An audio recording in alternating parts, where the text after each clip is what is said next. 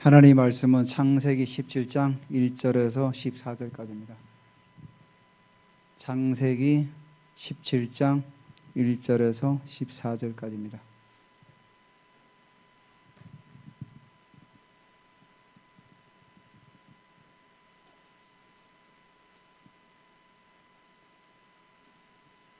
제가 1절, 여러분 2절 교독합니다. 아브라함이 99세 때 여호와께서 아브라함에게 나타나서 그에게 이르시되 나는 전능한 하나님이라. 너는 내 앞에서 행하여 완전하라.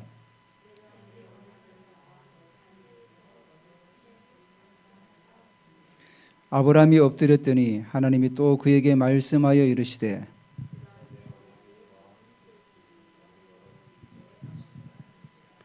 이제 후로는 내 이름을 아브라함이라 하지 아니하고 아브라함이라 하리니 이는 내가 너를 여러 민족의 아버지가 되게 함이니라.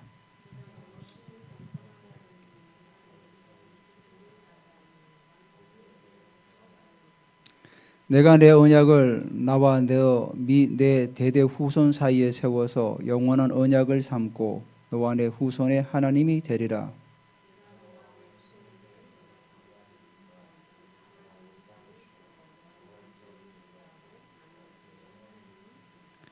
하나님이 또 아브라함에게 이르시되 그런즉 너는 내 언약을 지키고 내 후손도 대대로 지키라.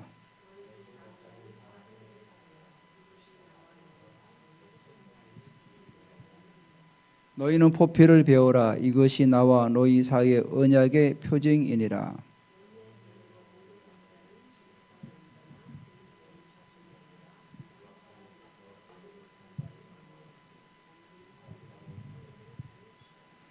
너희 집에서 난 자든지 너희 돈으로 산 자든지 할례를 받아야 하리니 이에 내 언약이 너희 살에 있어 영원한 언약이 되려니와.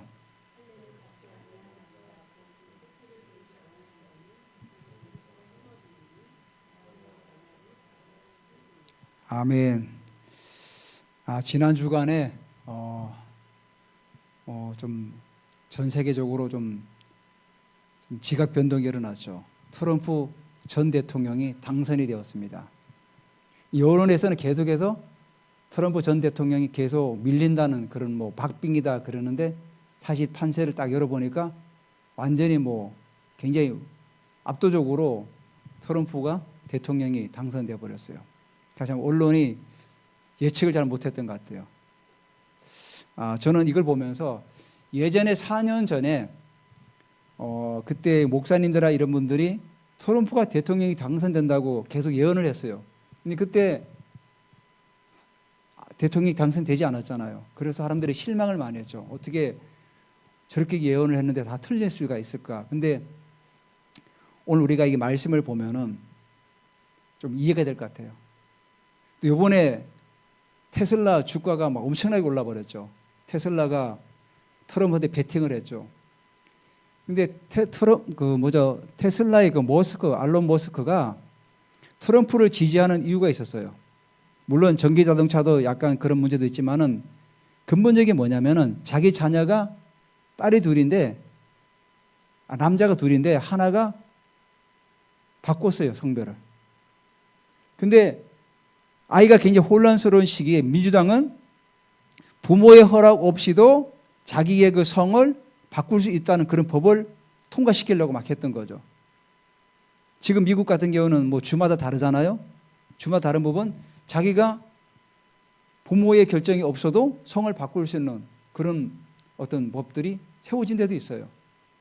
그러니까 이 머스크가 민주당이 그런 어떤 법들을 굉장히 싫어했던 거죠. 그래서 트럼프를 지지한 원인 중에 하나지 않나 이렇게 얘기를 하는데 어쨌거나 이번에 저도 그 트럼프 대통령이 당선되는 걸 보면서 사실 좀 내 마음 한쪽 구성에는 우리나라한테 또 방위비 분담을 많이 시키고 좀 어렵거든요. 왜냐하면 트럼프는 굉장히 미국 우선주의, 자국의 어떤 이익을 위해서는 동맹도 굉장히 돈으로 계산하는 사람이다 보니까 굉장히 좀 그런 부분에서 우려를 했었어요. 근데 한편으로는 굉장히 성경적인 가치관을 가지고 나라를 이끌어 가려고 하는 그런 부분은 분명히 있어요. 그래서 당선돼 가지고 나중에 보니까 전체가 모여서 같이 예배드리고 그리고 또 그 유세 중에도 예수님이 주인입니다 외치는데 민주당은 그렇지 않더라고요. 오히려 비웃고 조롱하고 이런 식으로 하는데 공화당 사람들은 예수님이 주인입니다. 막 간중성에서 예수는 주님이라고 막 외치더라고요.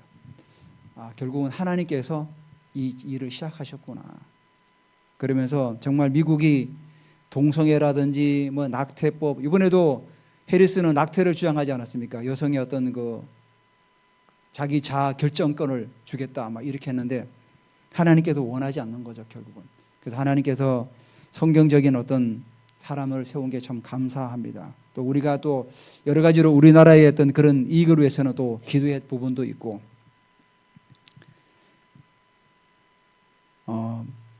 제가 오늘 우리가 17장의 말씀을 보면은 여러분 한번 1절을 보시기 바랍니다. 아브라함이 99세 때라고 그래. 그럼 16장 16절을 보시기 바랍니다. 뭐라고 그러죠? 하갈이 아브라함에게도 이스마엘을 낳았을 때 아브라함이 몇 세입니까? 86세였더라. 자, 그러면 몇 년의 시간이 흐른 거죠? 16장 16절부터 17장 1절의 사이는 13년이나 시간이 흘렀던 거죠. 자, 그리고 17장의 99세는 아브라함이 갈대아 우르에서 하란에 와서 떠난 지는 몇 년 됐죠? 75세 때 떠났으니까 한 25년, 24년인가요? 24년이 지났죠. 자, 하나님께서 창세기 12장에 너 본토 친척 아버지 집을 떠나 내가 보여줄 땅으로 가라고 하나님께서 아브라함에게 말씀하셨어요. 그리고 너로 큰 민족을 이룰 것이며 너를 통해서 복이 될 것이며 하나님께서 수많은 복들을 막 다 주셨어요. 너를 축복하는 자에게 내가 너를 축복할 것이고 너를 저주한 자에게 내가 저주할 것이다. 아주 강력한 복을 다 주셨어요. 근데 시간이 어떻게 됐죠? 여전히 자기 몸에서 사라의 몸에서는 자녀가 없었어요. 그래서 사라가 지난주에 어떻게 하죠? 인간적인 방법을 쓰죠. 자기 몸종 하갈을 아브라함에게 주어가지고 자녀를 낳게 하죠. 그 자녀가 바로 이스마엘. 하나님께서 들으셨다. 들으셔가지고 하갈을 통해서 이스마엘을 낳지 않았습니까? 자, 이스마엘을 낳고 13년의 시간이 흘렀어요. 오늘 제가 이 말씀을 이렇게 묵상하면서 하나님의 말씀이 금방 성취되는 것도 있겠지만은 믿음의 본질이라는 걸 한번 생각해 볼 필요가 있을 것 같아요. 믿음의 본질은 제가 이 본문을 통해서 느끼는 것은 기다림이에요. 우리는 빨리 응답되지 않으면 조급해하고 염려하고 걱정하고 그런 부분이 있지 않습니까? 사람이다 보니까. 근데 아브라함은 갈대아 우르 하란을 떠나가지고 24년의 시간이 지났어요. 그리고 또 하갈을 통해서 이스마엘을 낳은 이후로 13년이라는 시간이 흘렀어요. 그러면 16장 16절부터 17장 1절 사이는 13년이라는 시간이 이미 흘렀던 거예요. 그러면 13년이라는 시간은 성경에 기록되지 않았어요. 그럼 하나님께서 아브라함에게 나타나지 않았다는 겁니다. 하갈에게는 하갈이 도망가다가 수르 그 샘 곁에서 여호와의 사자가 나타나지 않습니까? 근데 하나님은 아브라함에게 13년이라는 시간 동안 나타나지 않았어요. 굉장히 힘든 시간이었던 거죠. 어떤 분이 은사가 막 일어나가지고 막 사역을 하다가 너무 힘들어가지고 하나님 은사 좀 걷어가 주세요. 정말로 은사가 그때부터 일어나지 않고 몇 년이나 시간이 흘렀대요. 그 시간은 나중에 해상해 보니까 너무 힘든 시간이었대요. 하나님께서 말씀하지 않고 뭔가 임재가 나타나지 않으니까 너무 힘들었다는 거죠. 아브라함도 하나님과 얘기하고 정말 친구처럼 지냈는데 13년이라는 시간 동안 하나님은 아브라함에게 나타나지 않았던 거죠. 그래서 드디어 그래서 제가 트럼프 대통령을 얘기했던 이유가 4년 전에 예언을 했지만 그 4년 전에는 예언이 성취되지 않았어요. 근데 4년 후에 지금 성취된 거죠. 지금 이렇게 징검다리로 대통령이 된 경우가 미국 역사상에서 그리 많지가 않은 거예요. 그러니까 하나님이 지금 제가 볼 때 기적 같아요. 기적 같은 일이 일어난 겁니다. 자, 이렇게 하나님께서는 하나님이 하시고자 하는 일에는 반드시 시간이 걸릴지라도 그 일을 이뤄 나가신다는 사실입니다. 그래서 아브라함이 99세 때 여호와께서 아브라함에게 나타나게 뭐죠? 보여주셨다는 거예요.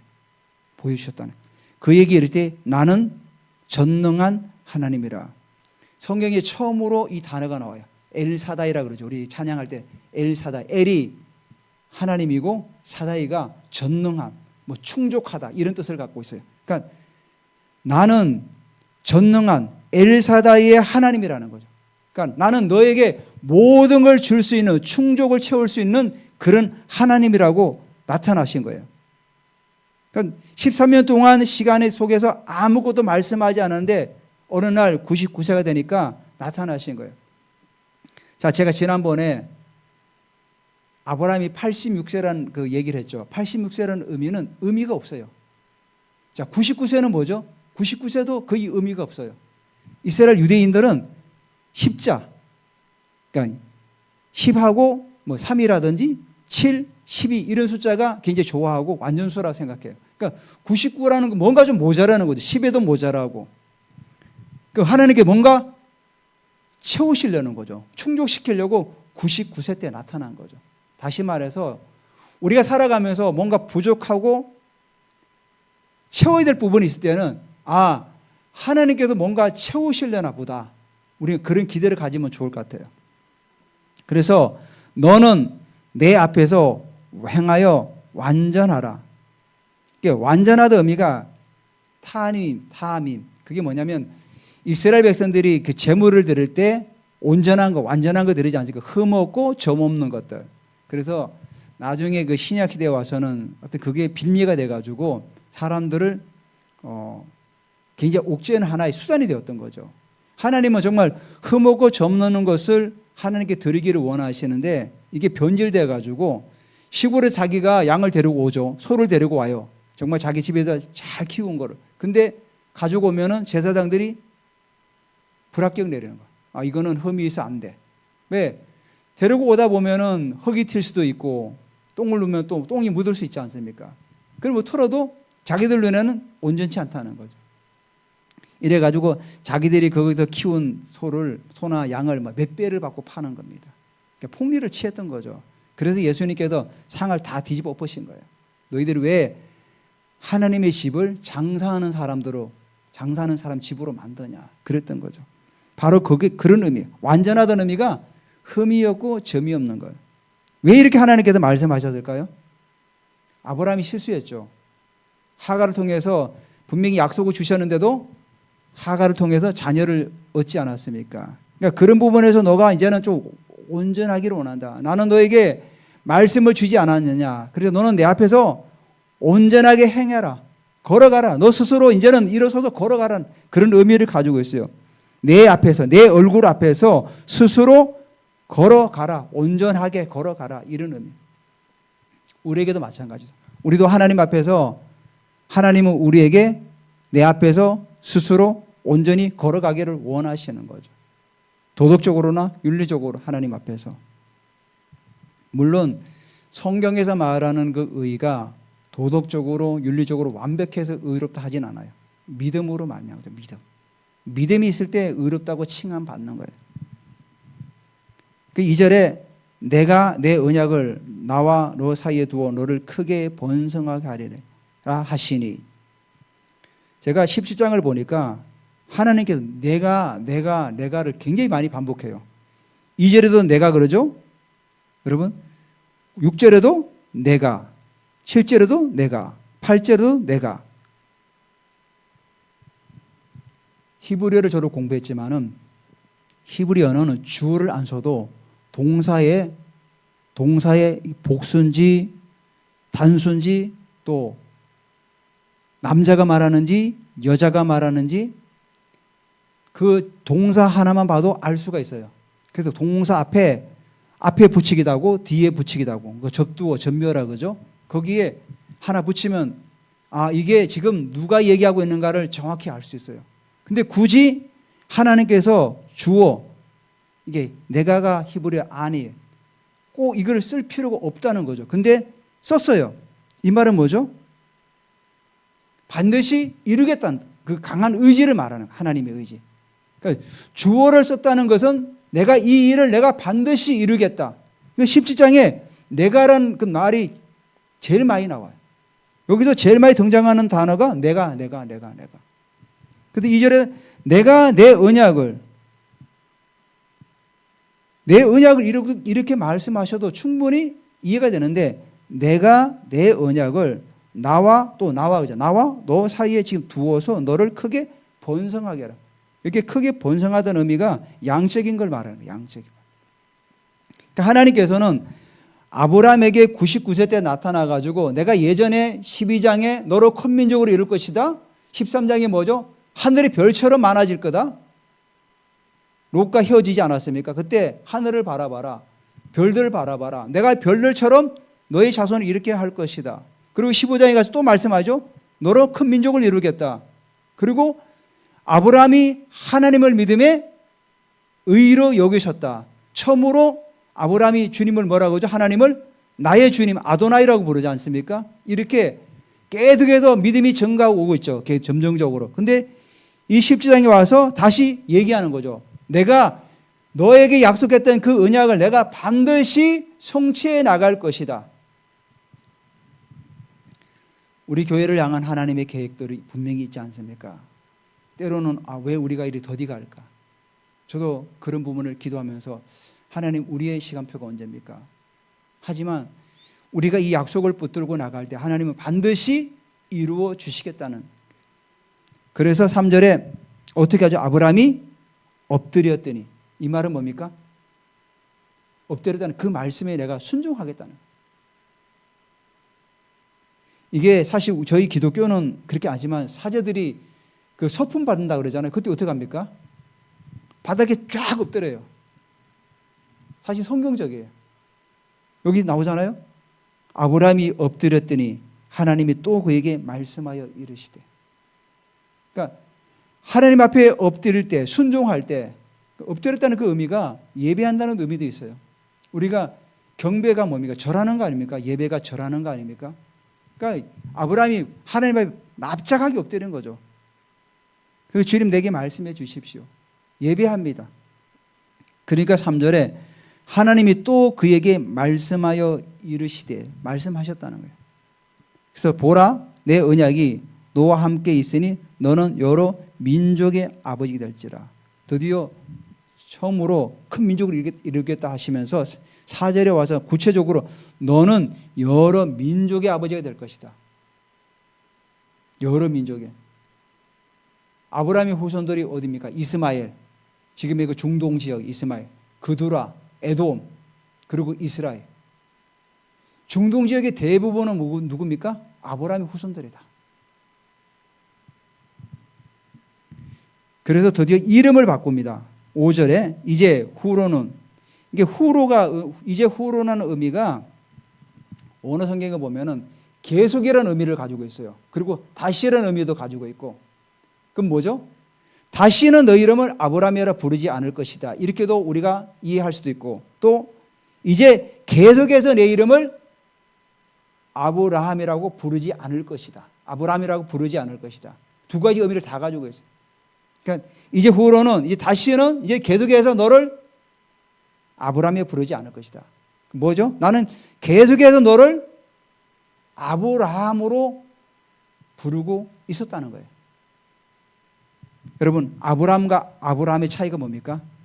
아브라함은 존귀한 아버지예요. 존귀하다는 뜻을 가지고 있고, 아브라함은 열국의 아비, 여러 민족의 열국의 아비라는 뜻을 가지고 있어요. 그래서 아브라함이 하리 이는 내가 너를 여러 민족의 아버지가 되게 함이라. 그러니까 하나님께 이름을 바꾸시는 거예요. 성경에도 보면은 이름을 바꾸는 예가 있죠. 야곱이 형 에서를 만나러 갈 때 형의 군대가 막 자기에게 온다는 얘기를 듣죠. 그때 야복강가에서 하나님께 매달리죠. 천사와 막 씨름하죠. 그 나중에 주의 천사가 야곱의 한두 뼈를 치죠. 그때 이제부터 뭐라고 하죠? 그 천사가 이제부터는 야곱이라 하지 말고 이스라엘이라 하라. 이스라엘이라는 이름이 바꾼 그때부터 야곱의 삶은 바꿔지죠. 맨날 속이고 남을 막 그렇게 했던 사람이 이제는 민족의 조상이 되죠.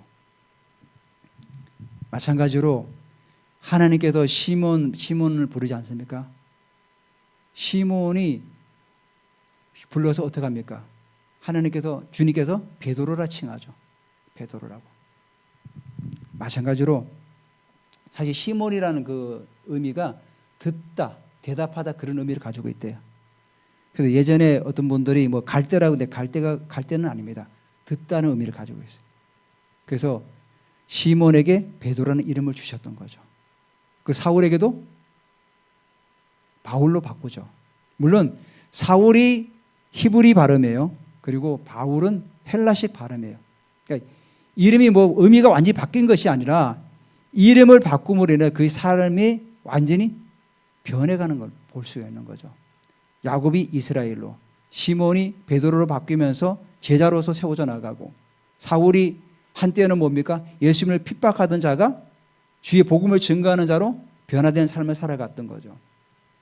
그래서 하나님께서 아브라함이라 하지 않고 너는 이제부터 아브라함이라 하라. 너는 이제 그냥 존귀한 자로 살아가는 것이 고고하게 살아가는 걸로 만족하지 말고 너는 이제부터 열국의 아비가 되어서 사람들을 가르치고 세워서 정말 존경스러운 그런 아비가 되어라. 범위가 더 커진 거예요.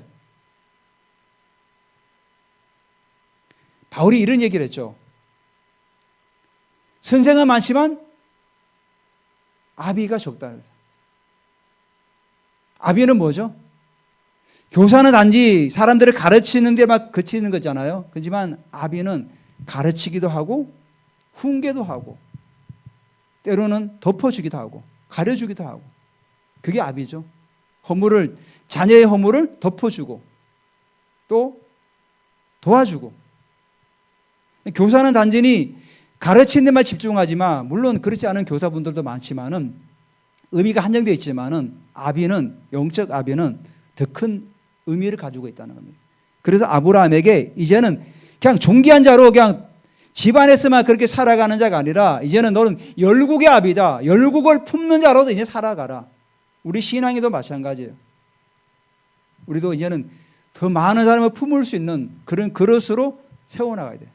내 한 사람만 그냥 존귀한 자로 살아가는 것이 아니라 내가 이제 구원받았으니까 나는 구원받은 걸로 좋게 나 혼자 천국 가면 돼. 이게 아니라 내 주변에 아직도 구원받지 못해서 지옥에 급행열차를 타고 가는 사람들에게 아비가 되라는 거죠. 되어서 그 사람들을 품고 기도하고 세워나가라는 거죠. 야, 저 사람은 도저히 변하지 않을 것 같아. 그렇지가 않아요. 여러분 그 누구 조지 물러 아시죠? 기도의 사람. 자기 친구를 기도했는데 자기 생전에 돌아오지 않았어요. 근데 물러가 죽은 1년 후에 그 친구가 하나님께 돌아왔대요. 그러니까 우리의 기도가 내가 죽으면 끝나는 것이 아니라 하나님은 다 듣고 계셔서 그 기도를 계속해서 성취해 나가시는 거예요. 그래서 우리가 잃어버린 영혼을 향해서 기도할 때 쉬지 마는 거죠. 쉬는 게 아니라 끝까지 기도하는 거죠. 끝까지. 내가 죽을 때까지. 하늘나라 가를 때까지. 6절에 그래서 또 내가 나오죠. 내가 너로 심히 번성하게 하리니 내가 내게서 민족들이 나게 하며 왕들이 내게로부터 나오리라. 또 내가 썼다는 의미는 또 강조하는 거죠. 내가 반드시 그렇게 하겠다. 6절의 이 말씀 통해서 어떻게 합니까? 나중에 만왕의 왕 되시는 예수님이 오시죠. 마태복음 1장 1절에 뭐라고 말씀하십니까? 아브라함과 다윗의 자손 예수 그리스도의 세계라. 계보라. 요즘은 계보라. 아브라함의 그 피를 통해서 예수님이 이 땅에 오셨다는 거죠. 우리 또한 아브라함의 혈통적으로는 아닐지라도 우리는 영적으로 아브라함의 자손이 된 거죠. 그래서 내가 너로 심히 번성하게 하리니 내가 내게서 민족들이 나며 왕들이 내게로부터 나오리라. 수많은 왕들이 나오죠. 아브라함의 후손으로부터. 그 마지막에 만왕의 왕 되시는 예수님이 이제 오신 거죠. 자, 그래서 내가 실제로 또 내가 내 언약을 나와 내 및 대대 후손 사이에 세워서 영원한 언약을 삼고 너와 내 후손의 하나님이 되리라. 아직 자녀도 없어요. 자녀도 없는데 그 이스마엘이 있지만 이스마엘은 아니라 그랬죠. 여러분 보면은 근데 이 아브라함이 이스마엘을 낳고 나서는 이스마엘이 자기의 대를 이어갈 거라고 생각했어요. 그걸 어떻게 알 수 있냐면은 17절 한번 보시기 바랍니다. 17장 17절 16절부터 제가 읽을게요. 우리가 다음 주에 볼 건데 16절에 보면 내가 그에게 복을 주어 그가 내게 아들을 낳아 주게 하며 내가 그에게 복을 주어 그를 여러 민족의 어머니가 되게 하리니 민족의 여러 왕이 그에게 나리라. 하나님께 말씀하시되 아브라함이 뭐라 하죠? 17절에 아브라함이 엎드려 웃으며 마음속으로 이르되 100세 된 사람이 어찌 자식을 낳을까? 사라는 90세니 어찌 출산하려 하고 아브라함이 18절에 이에 하나님께 아뢰되 이스마엘이나 하나님 앞에 살기를 원하나이다. 아브라함은 이렇게 많이 얘기했지만은 그냥 이스마엘로 그냥 족한 거예요. 그냥 이스마엘이나 하나님 앞에서 잘 살기를 원합니다. 그러니까 이게 언약을 주어도 받아들이는 게 결코 쉽지 않았다. 왜냐하면 여기 나오죠. 아브라함이 엎드려 웃었다잖아요. 아, 하나님 그거는 도저히 가능하지가 않아요. 지금 100세나 된 사람이고 사라는 지금 99세인데 어떻게 자녀를 낳겠습니까? 그냥 이스마엘이나 하나님 앞에 살기 원합니다. 이스마엘에게 복 주시고 이스마엘 통해서 내 자손 대대가 세워질 겁니다. 그러면 뭐죠? 쉽지 않게 계속해서 이 말씀이 뭐죠? 아, 이스마엘을 통해서 뭔가 하시겠구나 이렇게 들은 거죠. 근데 하나님은 그렇게 생각하지 않은 거죠. 하나님은 이스마엘이 아니라 이삭을 통해서 하나님께서 그 일을 해 가시려고 지금 미리 막 내가 계속 내가 외쳤던 이유가 거기 있는 거예요. 아브라함이 못 믿으니까 계속해서 내가 그래서 영원한 언약을 삼겠다.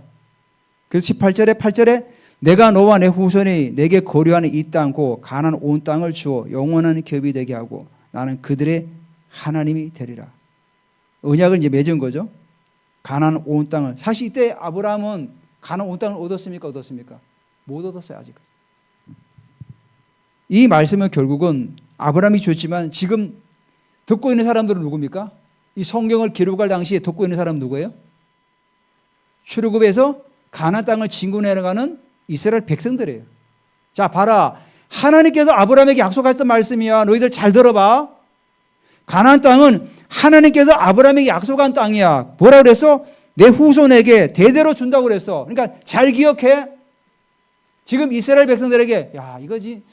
이 광야를 지나가지고 가나안 땅을 가는데 저 땅을 정말로 우리에게 줄까? 그런 생각이 들지 않겠습니까? 이스라엘 백성들이 지금 출애굽해가지고 430년 동안 노예로 살던 그 백성들이 노예 건생이 계속 남아 있어가지고 틈만 하면 어떻게 합니까? 애굽으로 돌아가자. 그때 마늘 먹고 고기 먹었을 때가 좋았다. 노예 생활했는데 뭐가 좋습니까? 근데도 계속 과거를 해서 과거로 돌아가자.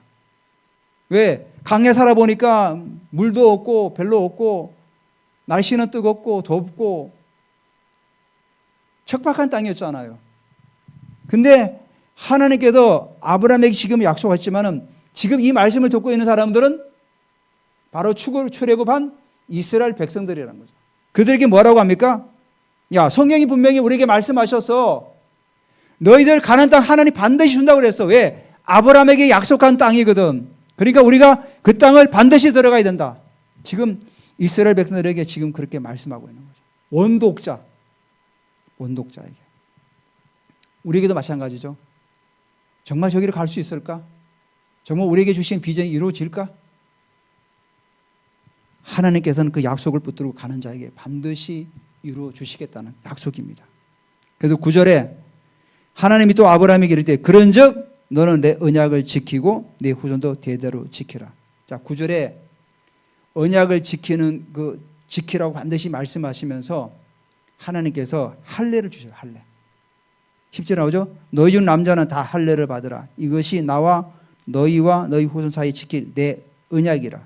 11절은 뭐죠? 너희는 표피를 배워라. 이것이 나와 너희 사이의 언약의 표정이니라. 12절, 13절, 14절 계속 할례에 대해서 얘기하죠. 자, 하나님께서 아브라함에게 이른 7장에 17장 1절부터 8절까지 계속 언약을 주셨어요. 이제 그 언약을 사람이니까 잊어버릴 수 있지 않습니까? 우리가 어지한 얘기도 깜빡하고 잊어버릴 때가 있지 않습니까? 그러니까 하나님께서 우리 인간이 잊어버리니까 이제는 몸에다 새기라는 거예요. 몸에다가 아픔을 가지고 새겨서 거기 간직하라는 거예요. 그게 언약이에요. 언약 할례. 그냥 간단하게 위생적인 그런 문제 때문에 할례를 행하라고 그런 것이 아니라 몸에다가 새기라는 거예요. 이스라엘 백성들이 그래서 문설주, 이마, 팔에다가 말씀을 새기지 않습니까? 왜 새깁니까? 잊어버리기 때문에. 말씀을 잊어버리기 때문에 이마에 새기면 얼마나 이게 불편합니까? 팔에도 새기고 문설주에다도 써놓고 잊어버리지 말라는 거죠. 마찬가지로 너희 언약 이거 잊어버리면 안 돼. 그러니까 몸에다가 다 새겨 남자는. 그래서 12절에 나오죠. 너희 대대로 모든 남자는 집에서 난 자나 또 너희 자손이라 아니라 이방 사람에게도 돈으로 산 자를 막로 난지 8일 만에 할례를 받을 것이라. 왜 하나님께서 왜 8일 만에 할례를 받으라고 했을까요? 성경에 보면은 여인들이 출산을 하면은 7일간은 부정해요. 7일간은. 8일째부터 이제 회복되는 거예요. 그리고 아이가 태어나서 8일째 되는 날이 피가 응고되는 성분이 가장 많이 나온대요. 제가 그 책을 보니까 현대의학적으로 발견됐대요. 비타민 K가 하여튼 제가 이름을 기억 못하는데 비타민 K하고 이 혈액을 응고시키는 게 3일째 되는 날은 3, 40% 그리고 7일째는 한 조금 더 많고 8일째 된 날이 110%가 나온대요. 가장 많이 나온대요. 그 다음부터는 100%래요. 그러니까 8일째 되는 날이 가장 많이 나와가지고 피가 응고될 수 있다는 거예요. 그러니까 하나님께서 우리를 창조하셨기 때문에 잘 하시니까 8일째 된 날에 할례를 행하라는 거죠. 왜? 피가 나는데 피가 응고되지 않으면 아이가 죽을 수 있지 않습니까? 그래서 8일째 할례를 행하라는 거예요. 그러니까 우리 단순히 아이에게 행하는 것이 아니라 하나님 다 이유가 있는 거죠. 그때 해야만이 아이가 피가 멈추고 건강하게 아이가 살 수 있기 때문에 8일째 된 날 할례를 행하라는 겁니다. 그래서 14절에 할례를 받지 않은 남자고 포피를 베지 아니한 자는 백성 중에서 끊어지리니 그가 내 언약을 배반하였습니다. 할례를 행하지 않는 걸 성경이 뭐라고 하죠? 하나님은 언약을 배반했다는 거예요. 배반. 이 의미는 뭐죠? 너가 언약을 새기지 않았다는 거예요. 그러면 언약을 어길 수도 있다는 거예요. 나중에 이것이 이제 신약 시대가 가가지고 사람들이 계속 가면서 이 할례라는 이 어떤 형식이 형식화 되어 버렸어요. 하나님은 언약을 잊어버리지 말라는 의미에서 몸에다 새기라 그러는데 사람들이 이 할례를 형식화로 바꿔버린 거예요. 나중에 그래서 어떻게 합니까? 신명기 10장 16절에 그러므로 너희는 마음의 할례를 행하고 다시는 목을 곧게 하지 말라. 마음에다 할례를 행하라는 거예요. 아마 신명기 모세 시대에도 벌써 할례를 행했는데 그때도 사람들이 할례를 형식적으로 생각하는 사람들이 있었다는 거예요. 그래서 신명기 10장 16절에 너희는 마음에 할례를 행하라는 거예요. 그리고 예레미야 4장 4절에도 유다인과 예루살렘 주민들아 너희는 스스로 할례를 행하여 너희 마음의 가죽을 베고 나 여호와께 속하라. 예레미야 시대는 벌써 많은 사람들이 우상을 섬기고 타락하던 시대 아닙니까? 그러니까 너희가 할례 그거 뭐라고 하죠? 마음의 가죽을 베라는 거예요. 마음의 가죽이 뭡니까? 마음속에는 그 우상 섬기고 거짓되고 부패되고 그런 것들 다 베어버리라는 거예요. 그래서 신약에 가서도 뭐라고 그러죠? 바울이 뭐라고 그러죠? 할례는 마음에 할지다. 마음에. 몸으로 했다고 해도 그게 할례가 진정한 할례가 아니라 그래서 신약 시대에 와가지고 유대교에 있던 사람들이 주님께로 온 사람들은 다 할례를 받지 않았습니까? 날 때부터. 근데 자, 이방인들이 예수님께 돌아온 사람들 있지 않습니까? 그런 사람들은 이제 뭐라 그랬죠? 유대인들이 당신도 할례 받아야 돼요. 그래야 하나님 백성 돼. 근데 사실은 이 할례가 언약의 표징인데 신약시대 사람들이 와서 할례가 하나의 형식화 되다 보니까 할례를 받아야만이 언약의 백성이라고 이렇게 생각했던 겁니다. 그래서 바울이 뭐라죠? 표면적인 유대인이 유대인이 아니고 이면적인 유대인이 유대인이다. 그래서 할례를 마음에 행하라. 마음의 가죽을 베어버리라는 거죠. 우상 섬겼던 거 베어버리고 거짓되고 부패한 것도 베어버리고. 그래서 신약에 와서 골로새서 2장 11절 12절에 뭐냐면 이 할례가 바로 세례라고 말씀하고 있어요. 또 그 안에서 너희가 손으로 하지 아니한 할례를 받았으니 곧 육의 몸을 벗는 것이요 그리스도의 할례니라. 너희가 세례로 그리스도와 함께 장사되고 또 죽은 자들 가운데서 그를 일으키신 하나님의 역사를 믿음으로 말미암아 그 안에서 함께 일으키심을 받았느니라. 뭐라 그러죠? 그리스도 할례는 세례라는 거죠. 세례는 뭐죠?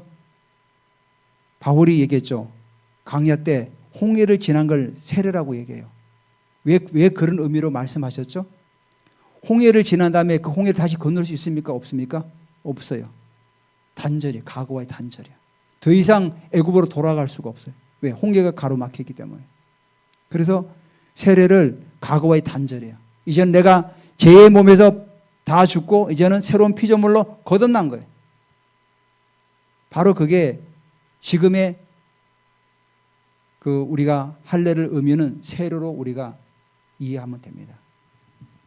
그래서 오늘 우리가 이 아브라함이 주신 언약을 기억하면서 또 할례에 관해서 우리가 말씀했는데 우리가 형식적인 크리스찬이 아니라 정말로 믿음으로 살아가는 마음으로 크리스찬으로 살아가는 게 너무 중요하다는 거죠.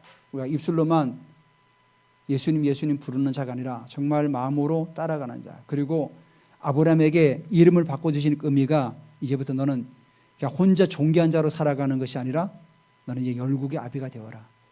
이제는 다른 사람을 품고 가르치고 세우는 사람으로 이제는 살아가는 거죠. 나 혼자 예수 믿고 천국 가는 걸로 끝나지 말고 내 주변에 믿지 않은 사람들을 같이 너가 품고 그들을 위해 기도하면서 살아가는 자로 세워지라. 오늘 이렇게 말씀하고 있습니다. 한 주간도 말씀을 기억하면서 또 믿음으로 전진하시기를 주님께로 부탁합니다. 우리 오늘